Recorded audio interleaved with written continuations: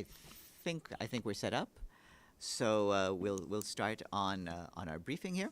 I'm very pleased to welcome Banu Nupen, the process coordinator for the UNESCO World Water Development Report, who is here to talk to you about that report. Please, the floor is yours. Thank you very much, sir. Thank you very much, ladies and gentlemen. Today, United Nations system as a whole, published this report, and they have entrusted me to present this report to you. Ladies and gentlemen, water is life. It is essential for health, food, energy, and economic stability, but today we're facing an unprecedented crisis. The 2025 United Nations World Water Development Report, titled Mountains and Glaciers, Water Towers, tells a stark story. The fate of glaciers is directly linked to the fate of humanity. The report is the result of contribution from over 25 different UN agencies, fully endorsed by all of them, with the facts and figures, and then everything else. But the funding for this to publish this report has come from government of Italy, for which we're extremely grateful. The facts are clear. We are not just approaching a global water crisis, we are already living it. Next slide, please. Water scarcity is no longer a distant threat. It is happening now. Agriculture alone consumes 72% of the world's fresh water, followed by industry, which consumes about 15%, and domestic use about 13%. Over the last 20 years, global freshwater withdrawals have increased by 14%, driven by rising demand and inefficient uses.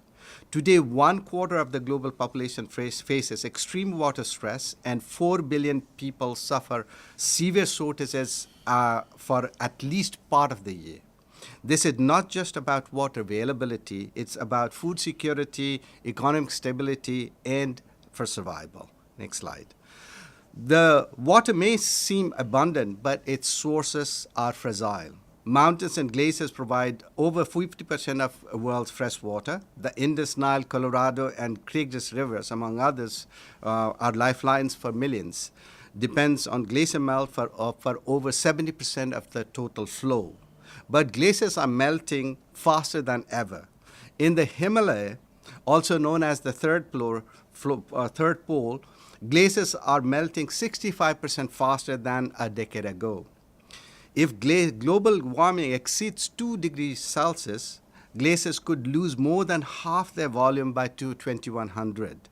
As glaciers retreat, the risk of glacier lake outburst flood increases. Entire communities can be wiped out in an instant. The consequences are irreversible if we do not act now. Mountain communities home to 48 million people are especially vulnerable. Their farming depends on reliable water, yet water supplies are becoming increasingly unpredictable. 35 to 40% of people in mountain regions suffer from food insecurity, and half experience chronic hunger. Water shortages drive poverty and forced migration, a crisis we cannot ignore. The world must realize what happens in the mountain definitely does not remain in the mountain. It affects food and economic survival of downstream community. Next slide, please. Mountains don't just supply water to communities. They power our industries. The high Andes hold about 56% of the world's lithium reserves, critical for batteries and clean energy transition. But the extraction of just 1 ton of lithium requires about 2,000 cubic meters of water. Hydropower from mountain regions provides 16% of the world's clean energy, and this resource is also threatened. Beyond industries, mountains support 25 of the world's 34 biodiversity hotspots, yet 57% of these ecosystems are under severe pressure. We are extracting, consuming, and degrading these water resources faster than they can recover. What must be done? There are a few call of action. There is an extreme knowledge gap. We lack high altitude data on glaciers. water flows and climate impact, making it harder to predict and manage crisis. There is a governance gap of the 153 countries that share transboundary water resources. Only 43 of them have agreements on how to manage them. There is a funding gap, and you will be surprised to know that water security requires about 187 billion of funding, annually, and we do not have that. But here are some good news. Solutions do exist. We must invest in better water monitoring and management. We must strengthen international cooperation, primarily to bring a new, era of multilateral and multi-stakeholder collaboration. We must act now because climate change is accelerating, water crisis and delays will cost lives. Just to tell you that, mountains are not just landscape. They are the lifeblood of our planet. The water sustains billions of people. And just to give you, two parting messages, the water security is not a future problem, but it exists now. And mountains are dramatically changing. The question is whether or not, we will change with the mountain. Thank you so much. Thank you very much for that. That's a great segue now to our questions. So I'll turn the floor over to Edith Lederer from AP. Thank you very much on behalf of the United Nations Correspondents Association for doing this briefing. As Farhan said, my name is Edith Lederer from the Associated Press. You just said that $187 billion is needed for water security annually. How much are you getting, and what exactly do you need that money for? This is an excellent question. It's not only that we have to preserve the sources, but also we have to make them sustainable as well. The other thing is in many, just to give a statistics, 2.5 billion people still do not have access to safe drinking water. The worst is 3.5 billion people still do not have access to safe sanitation. So we have to first, provide for that. And then year after year, we'll have to maintain any infrastructure, any services that we will develop, in order to cater for that. But it's not only that, water also sustains our food security. In order for us to do that, I think, there is the irrigation canals and so forth, everything needs to be properly maintained and managed and so forth. As a follow-up, with climate change melting glaciers, as well as ice in a lot of other places in the world, what can actually be done to prevent that, to prevent the glaciers from melting and to preserve them for future generations? I think there are just three things that we have to do. The first thing is several things that needs to be done at the people's level. I think people have to make several sacrifices at their end. The second is it goes to the communities. Communities must start to take care of their resources. The third thing is then countries come in. Countries will have to properly start, like monitoring and managing the glaciers that they have, and then they will have to somehow, find a way for multilateral cooperation to take things forward. So I think, there is, instead of, going from top to bottom, I would rather say that, there is a bottom-up approach, that is very much needed, because we have got the solution, but some solutions sometimes escape the people at the center of the solution that we provide. Noreen?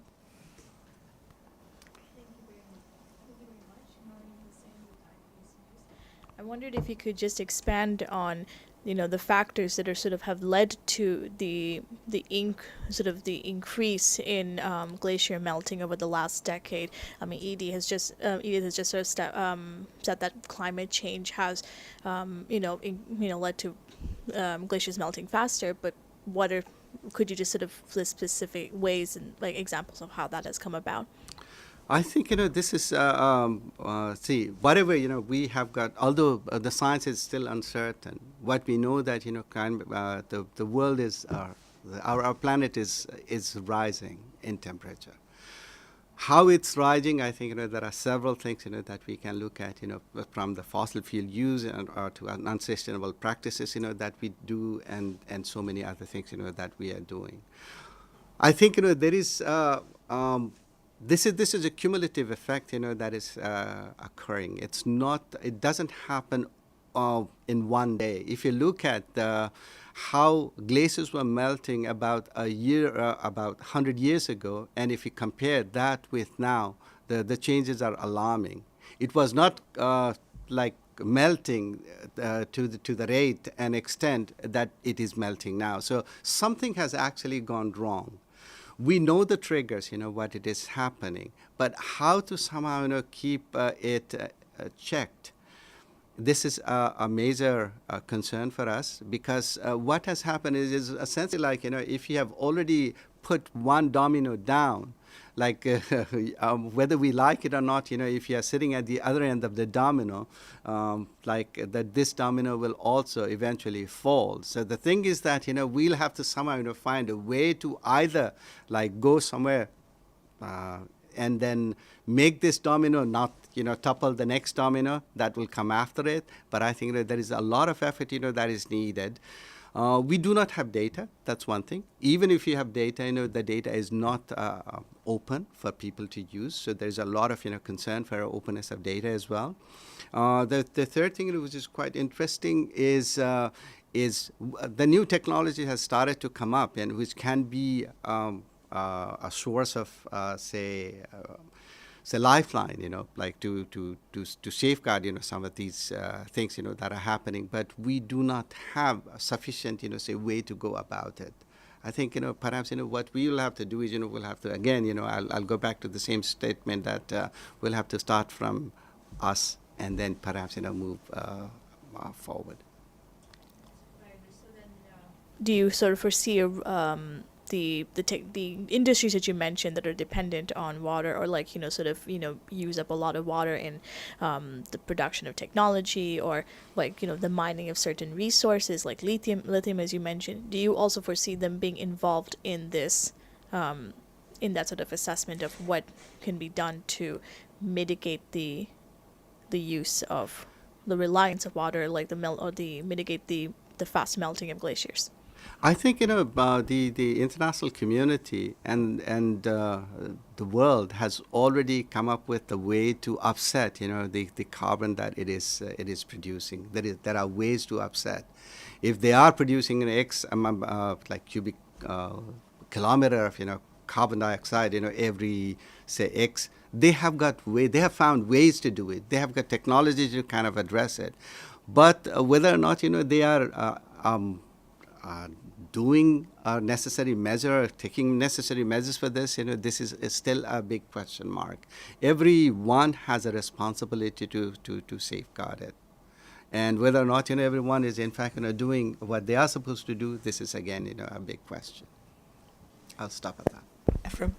Thank you so much. My name is Ephraim Kosaifi from the Arab News Daily. If I may ask you please to zoom in on one particular region, which is the Arab region. Could you give us an overview? What are the main concerns in that region? We know also that there have been advancements in creating potable water as well, and good water. That's my first question. And then I have another one.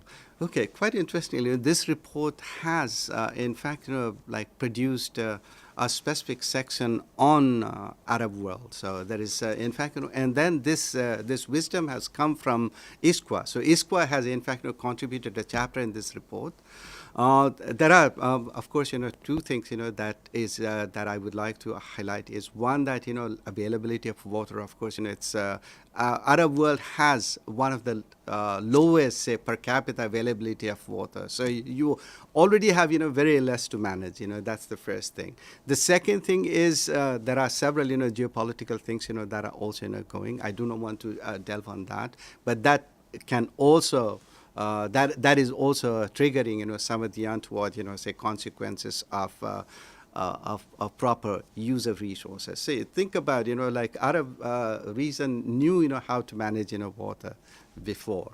If you look at, like whether it's a great man-made river or, something that was going, the Great Nile Initiative and so forth. So I think, there are several, very good examples. And this report kind of, like highlights on those examples as well. How can we revive? And just to tell you that, this is slightly, outside of the context of the report, the Nile Friend Initiative, I think, from tomorrow and day after tomorrow, there is an event, that is taking place in Paris, primarily to revive, this Nile Friend Initiative, which is primarily to say that, okay, if data and information can be shared between and amongst, countries sharing a transboundary river, can that, bring out a new, say, wisdom to better manage and provide for all the population living in that particular place. Thank you so much for that. And I know you just told our colleague Noreen that it's not 100% clear, the science behind the speed of glacier melting, but we have heard throughout the few past years that the blame is basically to be put on the most developed nations who are producing the highest levels of CO2 versus countries such as Pakistan or continents such as Africa. They're producing less than 1%, and therefore developed nations should be the first to hear your call and actually also the first to pay up what is needed for the solution. Does this still make sense to you? Absolutely, no, this does. In fact, the level of development somehow is correlated with how much energy and how much resources that we consume.